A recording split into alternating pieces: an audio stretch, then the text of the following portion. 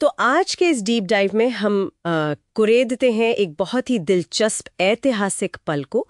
भारत की आज़ादी के ठीक बाद ये सवाल कि देश राष्ट्रमंडल यानी कॉमनवेल्थ में बना रहेगा या नहीं। हमारे हाथ लगी है अप्रैल 1949 की एक बातचीत का ब्यौरा, जब भारत का संविधान लगभग तैयार हो रहा था।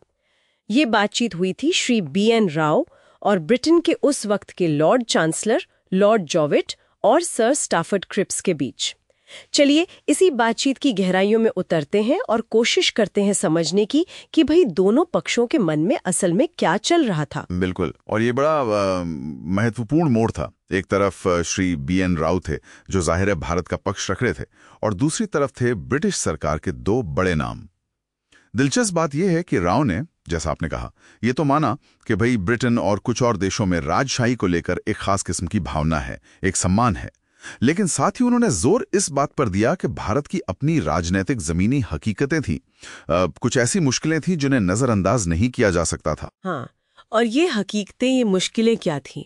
मतलब कौन सी ऐसी चीजें थीं जो भारत के इस फैसले को इतना पेचीदा बना रही थी? देखिए, स्रोत बताते हैं कि भारत में उस वक्त कुछ राजनीतिक दल थे और वो किसी भी सूरत में राष्ट्रमंडल की सदस्यता के सख्त खिलाफ थे, बिल्कुल नहीं चाहते थे। अच्छा। हाँ, उन्हें लगता था कि ये गुलामी का ही एक नया रूप है या उसकी निशानी है। और ऊपर से उसी दौरान दक्षिण अफ्रीका में जो नस्लीय भेदभाव की घटनाएं हो रही थीं और ऑस्ट्रेलिया की आव्रजन नीति पर जो बयान आ रहे थे, उनसे भारत में लोगों का मन और भी ज्यादा, आप कह सकते हैं, संवेदनशील हो गया था। शक बढ़ गया होगा। हाँ, शक का माहौल था, बिल्कुल।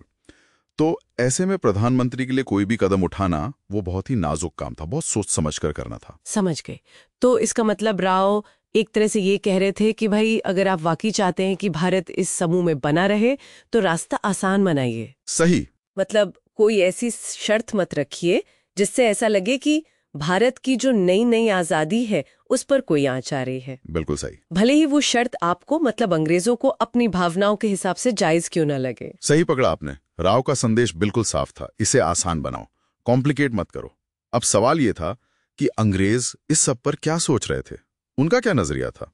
तो उन्होंने एक बड़ी दिलचस्प तुलना पेश की। अच्छा, क्या थी वो तुलना? सुनने में रोचक लग रहा है। हाँ, उन्होंने कहा, देखिए, जैसे संयुक्त राष्ट्र है, यूनाइटेड नेशंस, हाँ, उसके सदस्य देश हैं, वे पूरी तरह आजाद हैं, अपनी संप्रभुता रखते हैं, है ना? बिल्कुल। लेकिन फिर भी वो सब साथ काम करने के लिए कुछ साझा अधिकारियों या एक व्यवस्था को मानते हैं। हाँ, ये बात तो सही है, एक स्ट्रक्चर तो होता ही है। तो उनका कहना था कि इसी तर्ज पर, बिल्कुल इसी तर्ज पर, राष्ट्रमंडल के सदस्य देश भी पूरी तरह आजाद रहते हुए, अपनी संप्रभुता बनाए रखते हुए, क्राउन को यानी ब्रिटिश राजशाही को बस इस संघ के एक प्रतीक के तौर पर मान सकते हैं। मुखिया के तौर पर नहीं। नहीं, मुखिया नहीं, बस एक symbol of the free association of its members, मतलब सदस्यों के स्वतंत्र संघ का प्रतीक। अच्छा। ये एक तरह से बड़ी चालाकी से, या कहिए कूटनीतिक तरीके से पेश की गई बात थी। इसमें यह कहा जा रहा था कि देखो, भारत को अपनी संप्रभुता पर कोई समझौता नहीं करना पड़ेगा, बस एक प्रतीकात्मक जुड़ाव बना रहेगा। तो मतलब सिर झुकाना नहीं, बस हाथ मिलाना। ये तो काफी बारीक सोच दिखती है इसमें। ये दिखाता है कि अंग्रेज शायद भारत की जो संप्रभुता वाली चिंता थी उसे समझ रहे थे। हाँ, समझ तो रहे थे। और एक ऐसा मॉडल पेश कर रहे थे जो शायद एकदम नया भी नहीं था, यूएन वाला उदाहरण देकर, ताकि भारत को इसे अपनाने में कम हिचक हो। बिल्कुल, ये साफ तौर पर एक बीच का रास्ता निकालने की कोशिश थी। भारत अपनी नई नई मिली आजादी और जो अंदरूनी राजनीतिक दबाव थे उनके साथ जूझ रहा था। हाँ। और उधर ब्रिटिश पक्ष एक ऐसा फॉर्मूला सुझा रहा था जिससे संप्रभुता भी बनी रहे और एक ऐतिहासिक जुड़ाव का प्रतीक भी, क्राउन के रूप में। तो ये पूरी कहानी, ये पूरी बातचीत हमें क्या सिखाती है? मेरे ख्याल से यही कि कैसे नए नए आजाद हुए देश अपनी पहचान गढ़ते वक्त अंतर्राष्ट्रीय संबंधों और जो घरेलू भावनाएं होती हैं, हाँ, उनके बीच एक संतुलन साधने की कोशिश करते हैं।